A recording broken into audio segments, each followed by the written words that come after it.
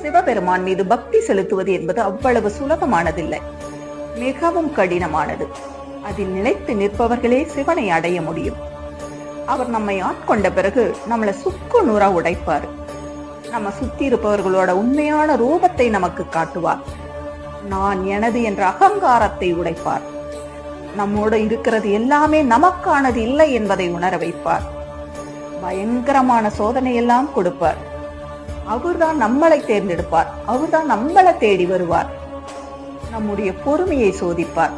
அவர் கொடுக்கிற சோதனைகள் எல்லாமே கடினமானதாக இருக்கும். வாழ்க்கையே அவ்வளவுதான் என்ற எண்ணம் தோன்றும். அவர் கொடுக்கின்ற சோதனைகள் எல்லாமே நாம யார் என்பதை நமக்கு புரிய வைப்பதற்காகத்தான். அனைத்துமே மாயை என்பதை உணர வைத்து நம்மை ஒரு புதிய மனிதனாக உருவாக்குவார்.